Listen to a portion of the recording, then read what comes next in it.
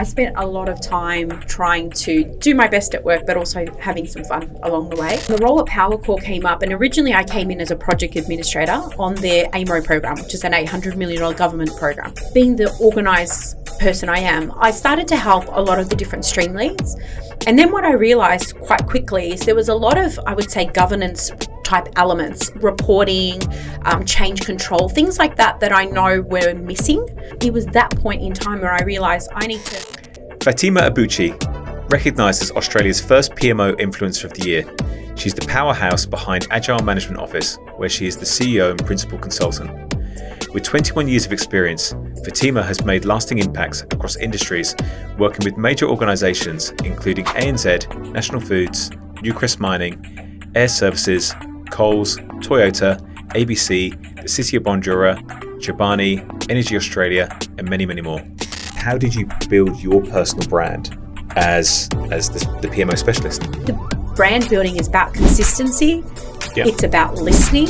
It's about honesty and integrity, which is key to me. So if you're assessing, you're hiring, you're assessing someone to come into a PMO team, what are the kind of telltale signs that person's going to be a success? What are you looking for? Adaptability, absolutely essential. Problem solving. The third thing I would say is she's a true PMO paratrooper, known for simplifying complexity, driving sustainable change, and leading with thoughtfulness. Beyond her professional success, Fatimah is deeply passionate about mental health. Drawing from her own experiences with anxiety while navigating a successful corporate career, she founded Return to the Panda, an initiative dedicated to educating and supporting those who struggle with anxiety.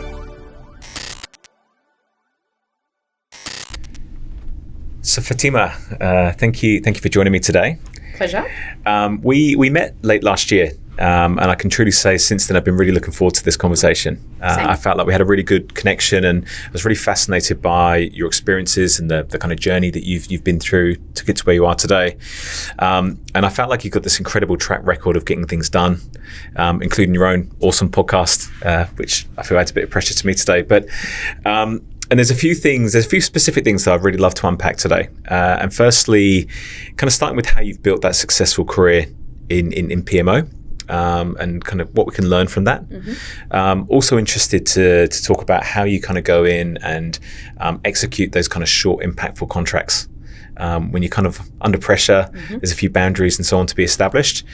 And then probably lastly, kind of building on all of those things, some kind of advice and takeaways around how to build a career in this space. So people can look at your success and emulate to try and replicate that, I guess. Sounds good. So I'm definitely keen to have had this conversation from when we first connected. We started talking a lot. We were running over time there. So pleasure to be here. Thank you. Awesome.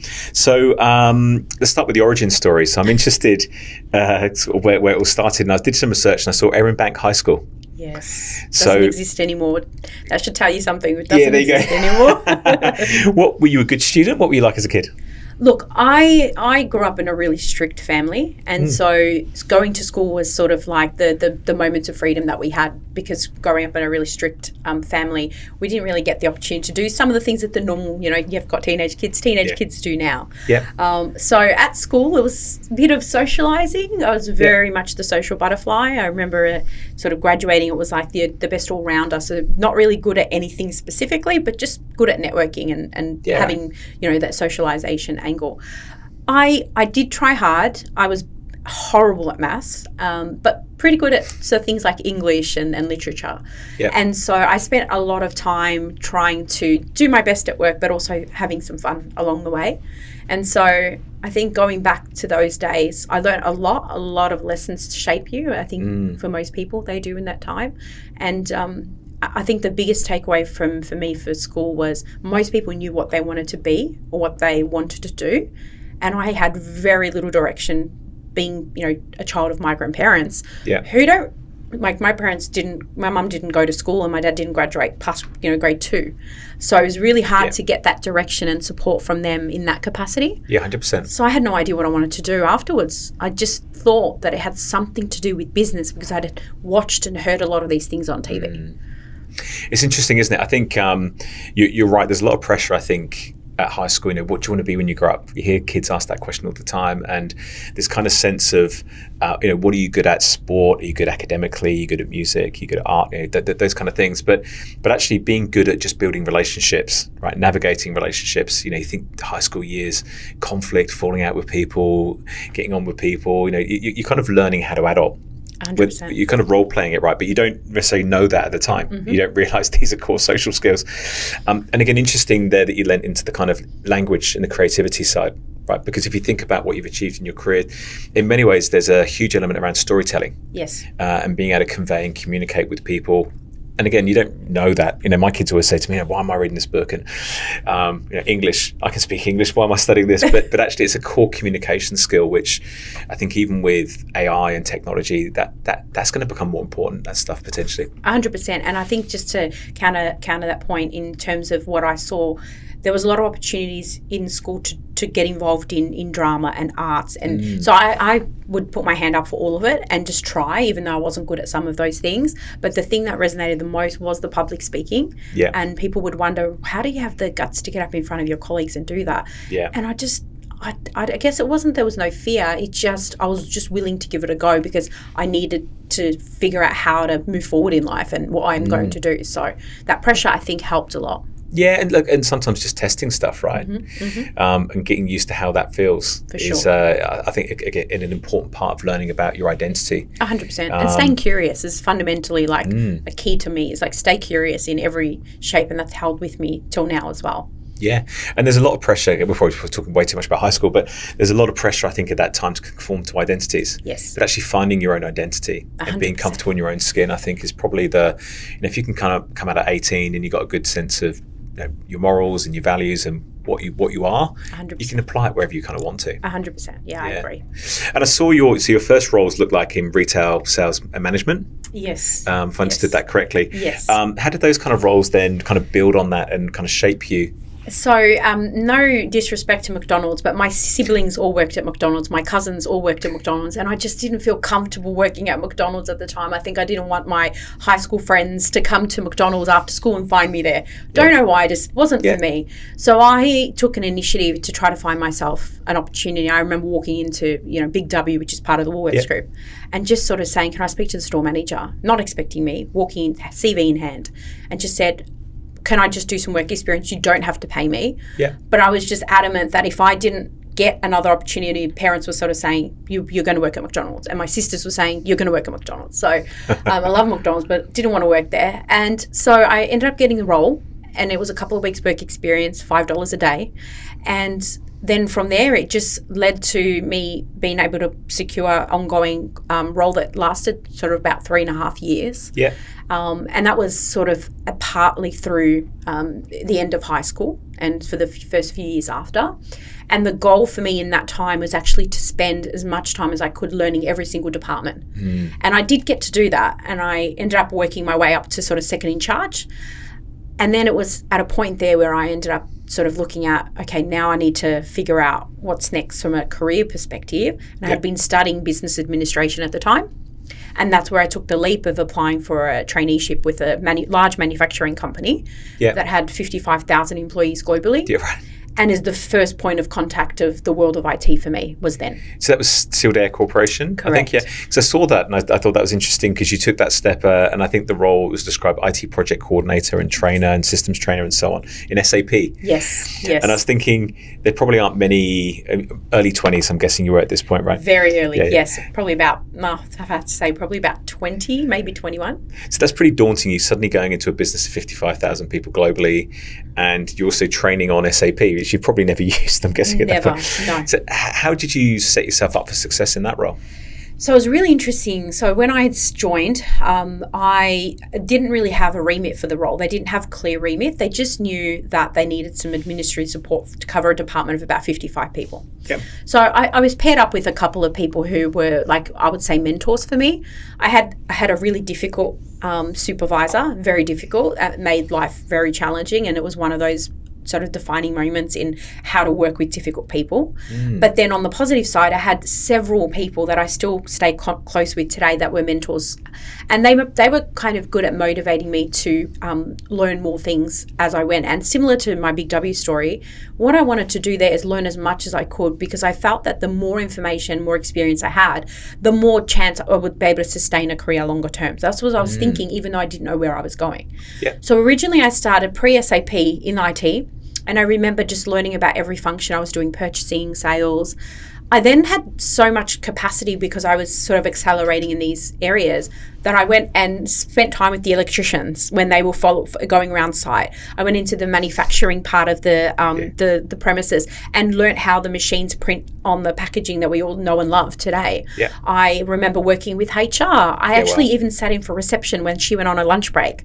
And look, in those moments, I was learning, but did I get everything right? No, I didn't. Were you driving that, or was there somebody in the business kind of directing you to do those things? No, it was me. It was I guess it was part of the fact that I always didn't feel like I had enough, or that I was enough. So I had to prove myself, and it was like that sort of perfectionism anxiety that I have inside me. So it was a driver to learn as much as I could to become sort of invaluable. It's amazing. And it was that then sort of instigated an opportunity in the SAP world, which I knew nothing about, by the way. But there was a program of work at the time. They were deploying SAP. There was 200 people on the program, and the project manager needed some support. So I offered and ended up becoming his second in charge. Yeah. And so I would help him keep everyone organized, being a skill that I just happened to have, and keep him organized and the rest of the program team organized. And then the director asked me to get involved in helping them run their SAP training access database and building that out. And then I got involved in there was a state deployment, then a national deployment, and then there was a global deployment.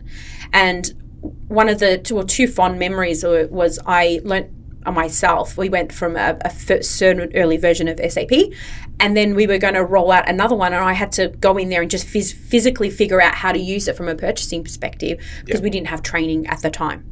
And so there's a lot of things like that I ended up doing, and I think those really helped shape my desire to learn more and do more. And that's where I learned about projects. And the first time I really knew that IT wasn't just, a few people in the back room doing some things on some computers to make sure your computers run. I actually learned a lot more in that moment. Yeah, interesting.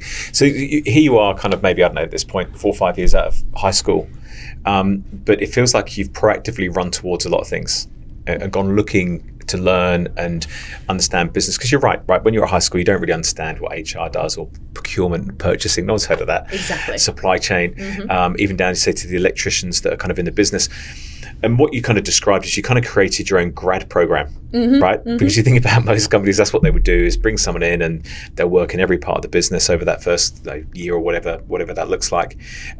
But without probably knowing it, but with hindsight, that's kind of what you did for yourself. Yes. And it also sounds like you clearly built a reputation for someone that was conscientious and got things done, because I don't think people give you opportunities unless they see something in you. Yes. And it's that kind of dependability on and reliance that someone can put into you. The other interesting thing is you talked about having a bad experience there, a bad boss. I often think when you look back on your careers, you tend to remember the 10% at the bottom and top, the kind of 80% in the middle. You may remember those people, but not the impact they had on you. But it's the kind of really awful bosses, and the really great bosses. Yes. And I think they're the bits that you kind of collect as you go, and it helps you kind of shape the kind of person you're going to be. Yeah, definitely.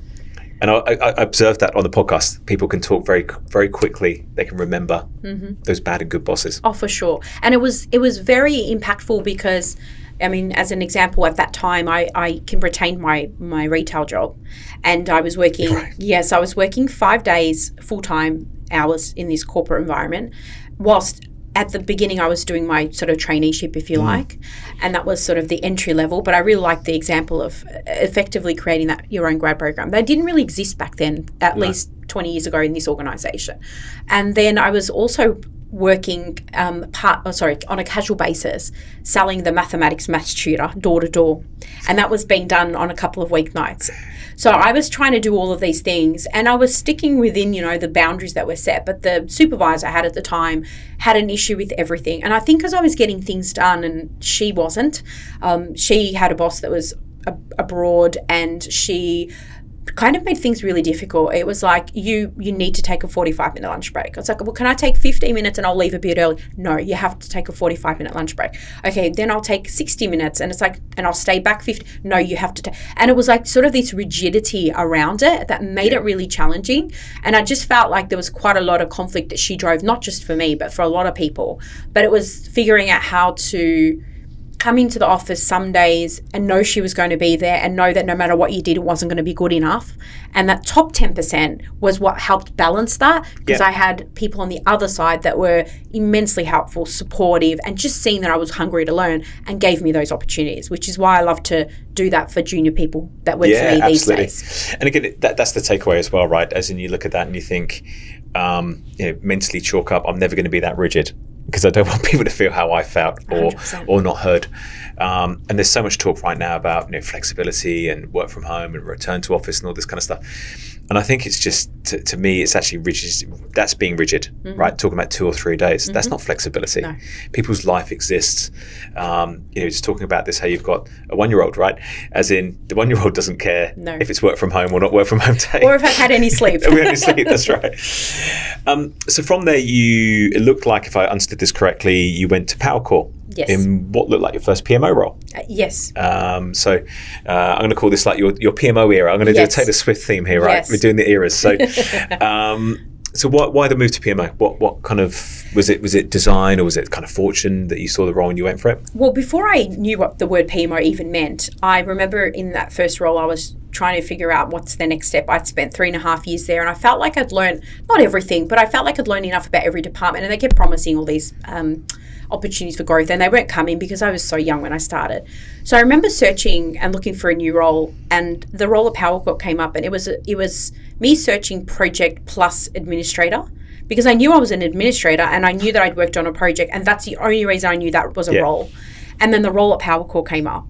And the role at PowerCore came up, and originally I came in as a project administrator on their Emmbr program, which is an $800 million government program. When I was there, being the organised person I am, I started to help a lot of the different stream leads. And then what I realised quite quickly is there was a lot of, I would say, governance type elements, reporting, change control, things like that I know were missing. Yeah. And so I suggested to the boss at the time, who had initially had a senior consultant in there that was supposed to be doing PMO stuff, but wasn't seeming to really be doing anything very much. So I suggested to him that I sort of take the lead to help set up a PMO. Yeah. And because they hadn't had one before, I didn't really have a chance of getting too much wrong, because they didn't really know anything to compare it to. And they said yes. And so it was that point in time where I realized I need to create this function that organizes all of the stream leads so they're all interlinked. And it was then when I started doing the PMO stuff, and again on a very large program just by chance. Yeah, interesting. So when you look back now, kind of knowing what you know now, what do you look back and cringe at that and kind of think, oh my God, or did you kind of fortunately kind of find yourself in the right path with building that out? I think the biggest thing I think back is I was trying to do too much at the time. I was doing delivery and governance, and the biggest challenge we had is people didn't really understand the role of governance and why it was important. But this program was constantly growing, and the scope was growing, and the cost was going over budget, and there was a lot of challenges. And so I felt like, how can we rein that back in? And people were sort of reaching out for help. They just didn't know that it was a PMO that would help them. And so I actually ended up securing that opportunity and stayed on a little bit longer. And the person that was in the role, from a consulting perspective, didn't really have a place there anymore, and they went on to doing delivery things instead of trying to do a PMO that they weren't actually setting up. Yeah, great. And from there, PMO was clearly your jam, right? You found your place. Yeah, I always say when I was little, I remember my sister and I were a month apart for birthdays, although 3 years, I'm one of 6 children. And I remember at birthday parties, I would line up the kids to play with her Barbie dolls that she'd got for her birthday. And I would line them up, and I'd give them time limits, and I'd put guardrails on how they could play. And if they misbehaved, they'd go to the back of the line. So I was always organising, coordinating, and lining people up. And I felt like that was just another way of doing that. But not in and I don't like using the word bossy, because I know that can be seen negative sometimes, but it was in a way that helped to get the same outcome everybody wanted, and that takes me back to when I was young doing that too. It's funny. I'm smiling as you're talking about that, because I talked to a few guests about this, kind of where they sit in the pecking order, right, in their kids, but also when they've got siblings. Every child plays a different dynamic in the house, and I call that the kind of 2IC. Yes. Right? As in mum's 2IC, that 100%. when there's six, you see you want a 6, that's hard for mum. For sure. And she definitely needs one of the kids to step up to the plate. And it sounds like that you kind of naturally... Where do you sit in the pecking order? That's that of interest? So there's 5 girls and the youngest is a boy. So I'm the middle girl. Oh my God, that poor boy. Yeah. Your brother. But he's mummy's boy. So, of course he is, the golden child. But he did get, we all got our hand-me-downs and all those sort of things. But to your point, it's exactly what happened. So we had a really shy sister that kind of kept to herself. And then you've got the younger one that was, had her own challenges growing up, but being the youngest of 5, no one really paid attention to her. Yeah. And the older one was really kind of aligned and strict with the way that she operated. But in the middle there, I just was floating, and I remember we created to-do lists for who would do the housework and divide equally who was going to do what. So I was always organising things. But definitely tried to do that, but it was never enough, of course. And then so in the world of PMO, I guess, as I said, that became your jam, right? You found your place, you found your groove, and you kind of subsequently moved through a number of really successful contracts, both in projects and in PMO. Which kind of led to you founding the Agile Management Office. Mm-hmm. And I kind of saw through that you worked with a list of incredible organisations. I saw ANZ multiple times, which I think is always a really good measure when you kind of go back somewhere multiple. I saw Newcrest Mining, National Foods, Air Services, Latitude Financial Services. The list goes on. And I guess I'm interested in that kind of career in the sense of how did you build your personal brand as the PMO specialist? I think it started with always saying what you're going to do and then doing what you say. That was fundamental from day one. Yeah. And then as time evolved, I continued to build to the network that I was creating from that very first role. As I mentioned, my first role, I've got people that I still connect with now. And so maintaining that relationship. And I would always find ways to connect and set up regular coffees or lunches with these people over time. Yeah. So it wasn't just because I needed something or I wanted something. I would actually stay connected with the people that I enjoyed and I appreciated having around, and I would do that on a regular basis. And so for me, networking was fundamental to everything I've done. And my mum says I could talk underwater, probably evident by having a podcast and today. So that was key. So I was always spending time doing that.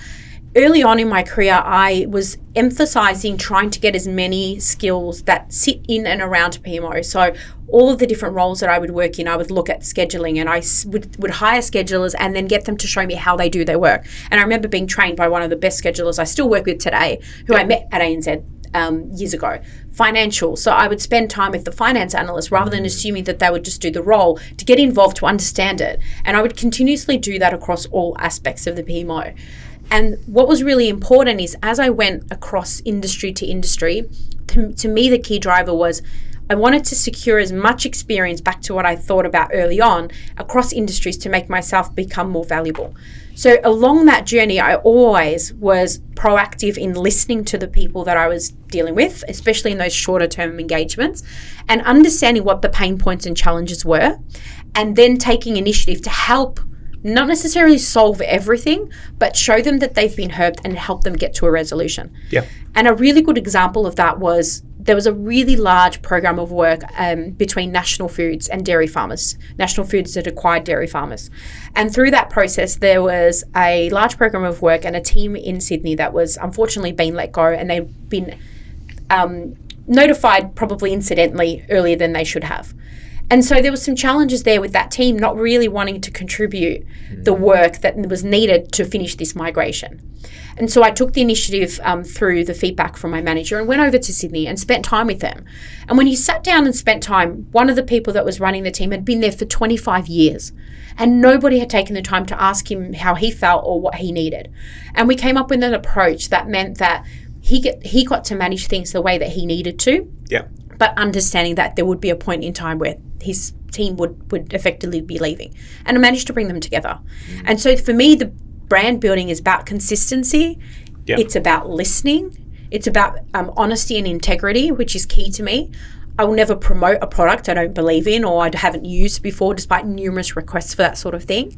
And I think that building that stakeholder relationship and continuously providing value to those people over the life of my career has been integral to getting to where I am today. So it's interesting. You clearly, in the way you articulate that, you're treating your stakeholders like customers. Yeah. and you're providing value to them. In Whatever that looks like, knowledge, expertise. But you've also gone and upskilled yourself with knowledge.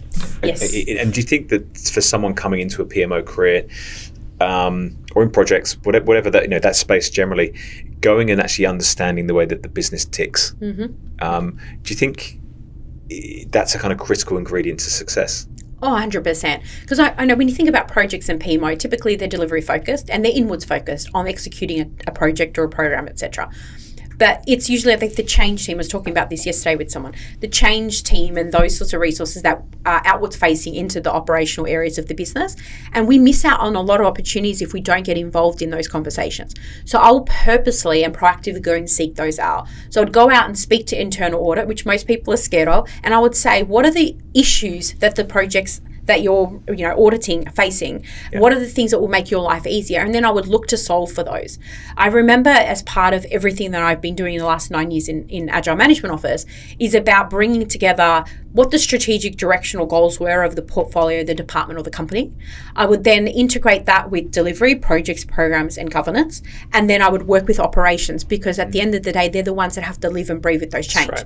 And that formula of bringing the three together was integral and is something that I do stress and feel that we shouldn't neglect those that are now in our inner circle of the work we're doing, but go out and seek these other opportunities in other areas because they'll add value and you'll learn through doing. Yeah, interesting. And through that model you've just described, so you've established everything, right, from enterprise PMO all the way through down to sort of specific projects and so forth. And I saw that you recently posted an article, literally in the last few weeks on LinkedIn, where you talked about the difference between PMO programs and projects, I think was the piece. And it had thousands of engagements and likes and comments and people, clearly a very emotive topic. Just for the benefit of that topic, what was your kind of assessment? What were you kind of putting forward as an idea around the difference between the two? So I think the key thing here is the word program is used interchangeably in companies and it doesn't have the true definition. If you use, and I'll use PMI as a reference, being the most globally recognized body for project and program management. So when we think about what their definitions are, that's typically what I'm referring to when we talk about programs, standard definition of that. Whereas when we look at projects themselves, it's clear projects fundamentally, and then recent definitions by PMI that's come out has changed what that means. But your time scope budget, that's typically what it's always been for a very long time, what they train, what's been in all of the training. When it comes to programs, people misuse the word program and the definition of that. And I think people often assume program is a project and that they're the same thing. But the skill sets and the capabilities and functionality of those two areas are very different to each other. And so with the program, as example, I'm running one now, we've got several interrelated streams that are all working together to deliver an outcome. But if we weren't working together within this program, we probably wouldn't get those outcomes or those benefits. Yep. Whereas with projects, you can have 3, 4, 5 projects, doesn't matter how many, and they don't have to necessarily be happening and working at the same time to get the particular outcome that you're trying to achieve. So fundamental difference there is if we didn't do these streams, we've got 6 at the moment in a program I'm running, we wouldn't get the overall outcome, and that's why it's part of a program. Yep. Versus just doing the project, which is what they called it at the beginning, and I called out, this isn't a project, it's actually a program. Yep. And I think just the fact that there was people in that response that were like, wow, yes, that's what we've been saying, and others that were like, I didn't know that. And I think that's the biggest difference there. And I think definition of terms is so important as you work through this stuff. It sounds like semantics, right? And It is semantics, but I think it is important to help people understand the kind of picture. It's like the word strategy gets overused, in my opinion. Yes. Everyone, I've got a strategy for this. Yes. Often it's tactics. Yes. Right? And the strategy is, and I was actually talking, Hayley and I were talking this morning about the marketing strategy for our business. And it's talking about how do we win fundamentally? What's our game plan? What does that look like to give us a competitive advantage? Can't be replicated. That's a strategy to me. There's a bunch of tactics, right, that sit within that. And it sounds very relatively similar from a program and project perspective, right? The only thing I would add as well that we need to do in a program that you typically wouldn't do just generally on any random project is the prioritization. Yeah. So I say strategy, you're prioritizing what you're going to do in marketing, and then you're choosing the tactics you're going to use to get there. Program as well. At the moment, I've got, the client making a number of prioritization calls. Yeah. We can't do everything. We don't have the resources. So what do you want to do? And I'm making a recommendation for one client to add another stream of work that effectively will be its own independent stream, but we need that stream to be able to achieve the program's outcomes. And if we do it separately, we probably will defer the benefits we would get from doing it together. Yeah. And so I definitely add to that. But yeah, absolutely agree. I think people misuse the word strategy a lot. Yeah, and something you touched on when you started talking to that description was there's a different skill set. I think was the phrase that you used between the two. So what may not be an easy question to answer or a simple question to answer, but what's the kind of fundamental difference in the skill set between someone working in a project and someone working in a program? So I'm sure the purists who are listening are going to probably hang me out to dry and say, because the skills are interchangeable. Yep. But fundamentally, one of the biggest differences is interdependency management, not just across the different streams or projects, but also more broadly within an organisation. And so I say from a program management perspective, that's one of the strongest skills that you can have. And it's understanding which levers to pull across which streams at any point in time to drive the outcomes that you're trying to drive. So interdependency is a big one. Prioritization. So when you have a single objective with a project and you know what you're trying to achieve, you'll make priority calls throughout the way. But when you're running a program with multiple streams, sometimes you've got to decide to stop one stream of work to progress another because there is a change in the regulatory nature of some things at the moment in one program I'm working on.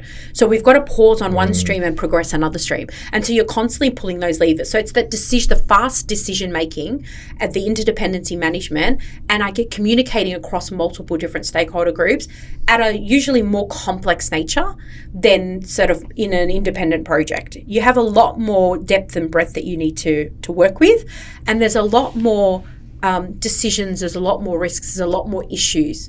Now, someone listening will probably say, but you can get that in a complex project. I get that.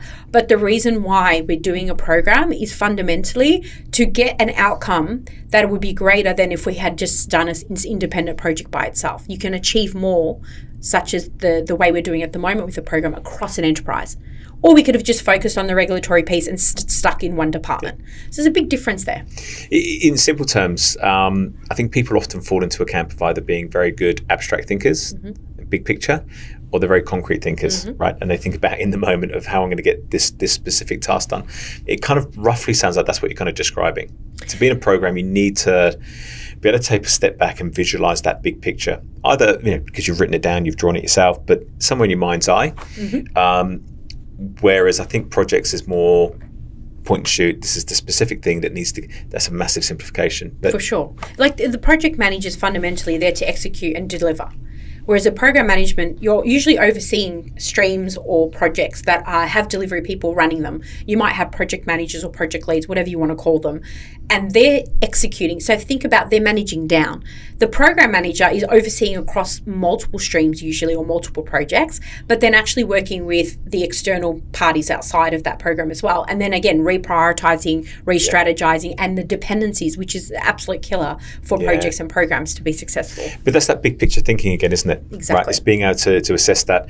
And that's actually something I missed my definition of strategy that I talked to the team about, which is how you allocate your resources to get a competitive advantage and to achieve your outcome you desire, right? Because if you had unlimited resources, I wish. that's a different situation, right? 100%. But no one does. 100%. No one does in any situation. And if you think like just on that point, when you think about transformation, they don't call them transformation projects. You almost never hear that term because the transformation is a program because each individual division or department across an organization fundamentally has to run a series of projects to meet and align to the transformation's objectives. And so I was talking to someone yesterday who's dealing with a client who's running a $1 billion ERP program. $1 billion ERP program.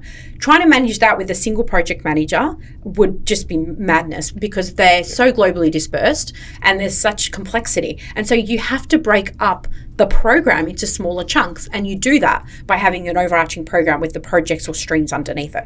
Yeah, interesting. Another thing you touched on through that conversation, I think you talked about interacting with the change team. I've got this kind of theory, this idea in my head that we need to somehow get rid of the job title change manager, right? Because I think this person walks in the room and says, "Hi, I'm the new change manager." 80% of the room doesn't like that person straight away, right? Because this person is going to make my life different to my comfort zone of what I'm doing today. You could argue it signposts an intent. There's going to be some change, but I think we just don't have those people out. Oh, it's so interesting. We just literally yesterday, I facilitated a meetup, and we had over 250 people registered, and I had a change expert who's a wonderful guy by the name of Matt. And then I sat on the PMO fence, and we were sort of debating and discussing these things. And depending on the organisation, change managers can be seen as a really strategic role, which is what it should be. Yeah.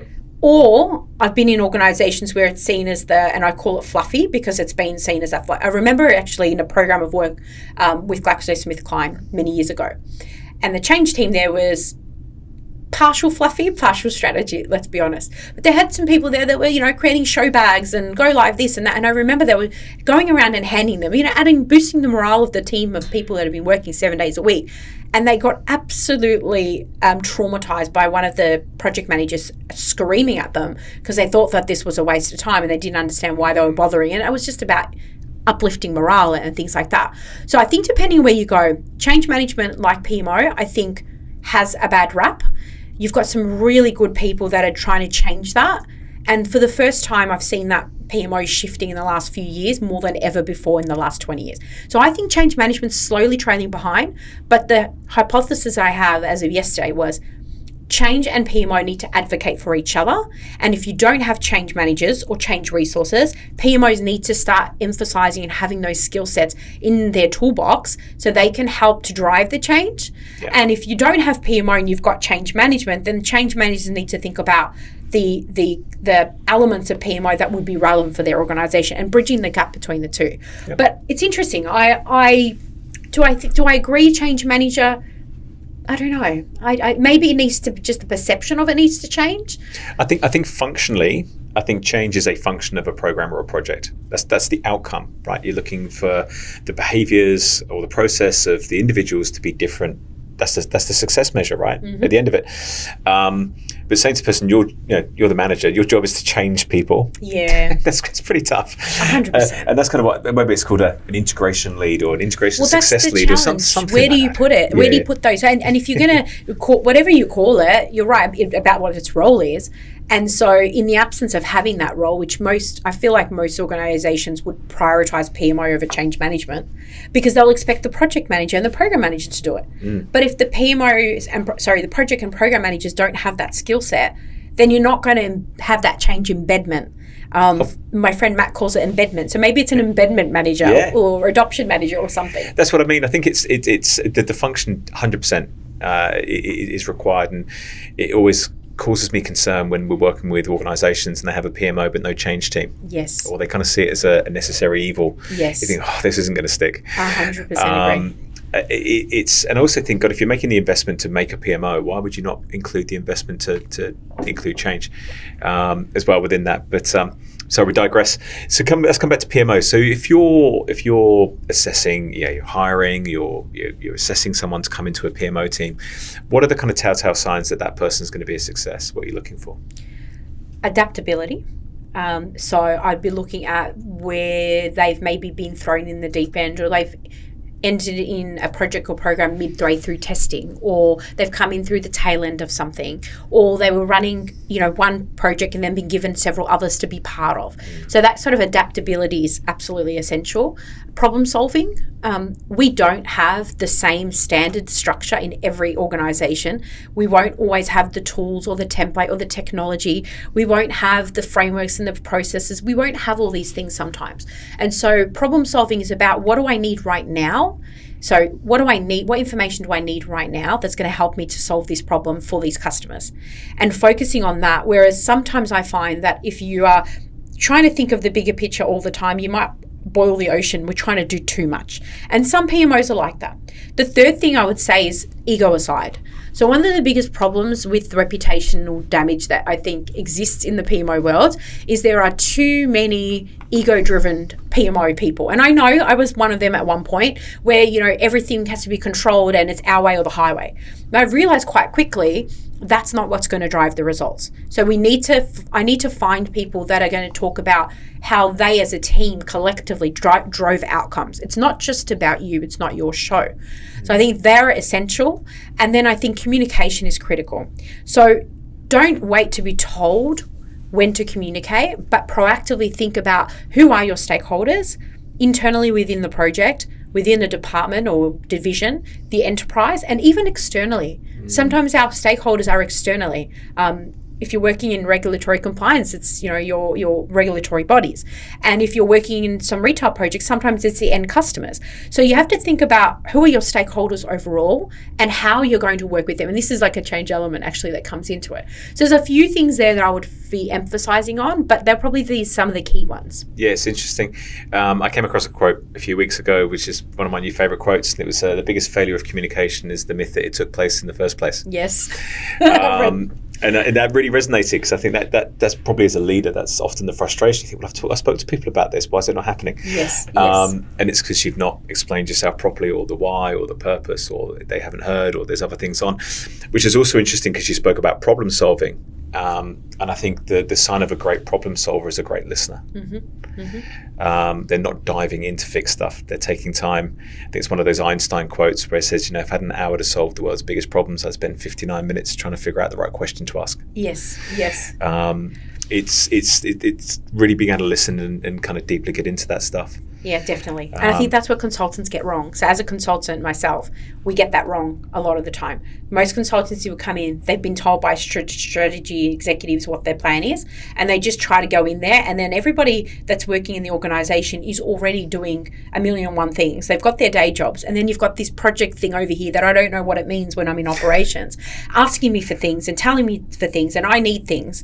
And so the consultants, instead of taking the time to ask those people what their challenges are, what their problems are, not promising to solve them all, but at least to table them and take them back, that makes a big difference, because they've been heard. And most people don't like to do that because we don't get paid to listen to your problems. But there's the flip side, and I was talking to a program lead just at the end of last year, and they were looking at major implementation, and they had over-listened. So they had so many individual bespoke adjustments to the rollout of this ERP system that looked nothing like the original. And they didn't have the budget to make all these changes and all these kind of individualizations that people were asking for. And then they're thinking, well, hang on, we've now got a problem. We're going to deliver a product to the business that people are thinking, well, this is what I asked for. So there's a line, isn't there? There's a line between listening and reality checks. For sure. But again, that's communication. For sure. And the question is how, if anything, did they prioritize those things? Exactly What's right. the prioritization framework for those things? Yeah. And I bet that maybe there wasn't one, perhaps, potentially. But yeah, I think you're right. You've got a time boxer, so you wouldn't spend, weeks and weeks and weeks and weeks, because people, you tell them to tell me some of the stories I've had people share as a consultant going in, listening, is some of the most, some really personal stuff that I would never in a million years thought that they would share with me. Yeah. But that sort of stuff is integral. Like, we had one example of a company that we interviewed a number of people, and one of the feedbacks they had was the coloured lanyards between contractors and perms is really off-putting. It makes the contractors treated differently and feel differently. And could we solve that? No, it's got nothing to do with our project. But what we did is we tabled the items that related to human resources and we sent them over. Now, if they do anything with it or not, I can't control that, but we can at least raise it and go back to those people and say, we flagged that. And that's a lot easier to do anonymously than Johnny going over to HR and saying, I don't like this. So you're going to set me off now on something. So my background is in organizational psychology, and I did my actual thesis for my master's around the lived experience of being a professional contractor. And I interviewed contractors about what does it feel like to be a contractor? How do you experience going to work and being part of that team and so forth? And the coloured lanyards came up. Oh, wow. Right? That they actually felt different. They were made to feel different. They didn't feel like the team, or they felt it kind of signposted to the rest of the business. This person's only here temporarily. Yes. So, you don't necessarily have to listen to those people because they're not going to be here anyway. They're not going to be using this system we're putting in place. And there's a bunch of other things as well, but it's really interesting on a psychological level. And that's what we're talking about. Change is a psychological experience that people go through, right? And the success of a project. So yeah, I could talk for hours about that. I'm not going to say that's very interesting. We'll have to talk later about that because I'm very interested to see how that's evolved since you did that and what's changed the industry now. So yeah, and again, that research actually did in the UK, which is a very different kind of contracting job market as well. And there's certain legislations where the organisations want to have a separation of employment as well, to show that they're not a disguised employer. Yes. So they, the contractors park in a different car park. They don't have staff email addresses. They don't come to the Christmas party. Oh wow! But that's around employment rights. Yeah. And as well, there is a kind of, and by the way, that gives a tax benefit to the contractor, right? Yes. So they're not the victim here in that situation. Completely. But talk about it, address it. That's why we do these things. 100%. Because over here, you're probably paying a third the tax. Oh, 100%. If you were compared to being an employee. Yeah, definitely. So I asked you the telltale signs of a good PMO when you're looking. What's the red flags? Okay. So I've had many interviews where I've had people come in and throw out fancy phrases and, we've used this tech and I've done this, but they actually haven't done anything. Yeah. They just talk about, they'll mention AI or Power BI or Power Automate, but when you get to the actual execution, there's nothing there. There's nothing under the surface. Yeah. I also would say, I mentioned ego, so I won't go into that, but that is a big problem, I think, in the PMO because you get this aura of control, and I think that's negative. The other thing I think in terms of things that are negative is it would be about only trying to please the higher up that you're reporting, so the sponsor, the director, executive. A lot of PMOs that operate in a negative fashion will focus there because that's the person that's signing off on their pay or bonus or whatever, and just completely neglect the delivery teams. They sort of would think that the delivery teams is less than or not as important, even though they're the ones that are driving the success and the outcomes. So I think there's a disconnect there from a stakeholder perspective as well. I'd also say someone who is fixated on a particular way of working, whether it's a framework, a tool, a method. You'll find there's some people who will come in and they've done it in the previous organisation, so they think that that's what's going to work without even talking to the people or looking at what's there to begin with. And so it's their way or the highway sort of thing.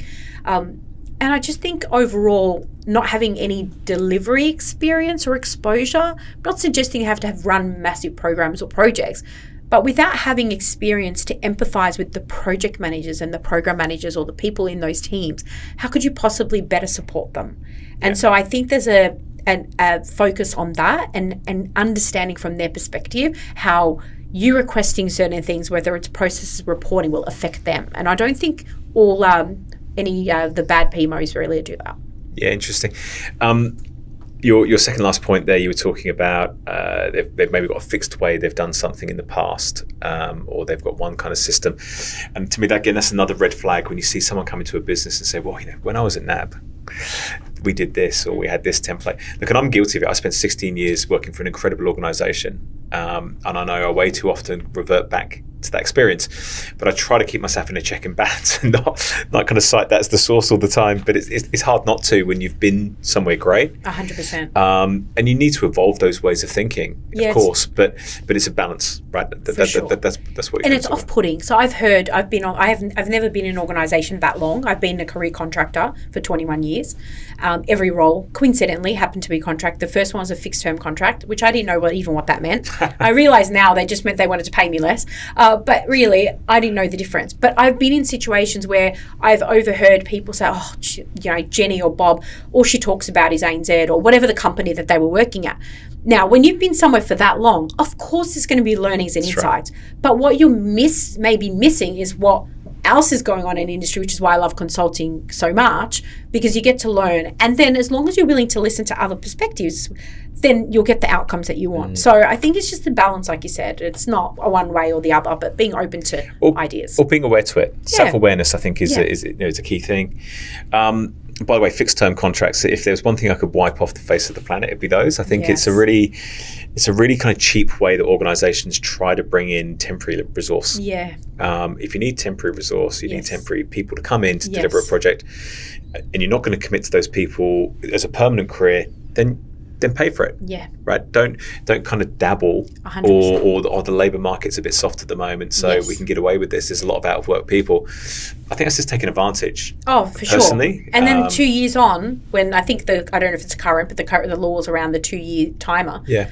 that just means that person has to go through the stress of knowing that they're moving on. But a lot of them just go and join a consultancy or something, get back in, and they're in there the next day. So it defeats the purpose. But I agree. There's no benefit for me being a fixed-term contractor personally. So that's why I just never pursued those opportunities. For me, it probably points to probably just inflexibility in the employment legislation. Yeah. Really, because companies are fearful of being committed to someone. Yes. It's too hard to move people on if they're not a good fit. There's so many hurdles that you have to go through. Whereas I was talking to a partner in the US who they just have to give a 1-day notice. And there's no other... 100%. I spent a bit of time living and running a business in Texas. And when I got there and someone explained to me employment is at will. It's at the will of the employer. And when you see on a TV show and they say to someone, you're fired, you can actually do that. That's crazy. Right? Which seems bonkers, especially in a country where you think all you hear about is lawsuits and people suing people and all this kind of stuff. But it's almost like the Wild West of employment. But it is, at the will of the employer. And I'm not saying that's right. People need to be protected because there's a lot of people out there that don't do the right thing. But there has to be flexibility. Oh, there's got to be a balance, for sure. So somewhere through that. God, I've got so many questions for you. Project programs often fail. Right? I don't know what the stats are, but the fail rate's pretty high. Yes. Right. And often I think that's in the eye of the beholder. By the way, that failure, because it's over budget or it didn't meet the needs or whatever that could be. But in your opinion, why do most projects fail? I don't think they're set up to begin with right.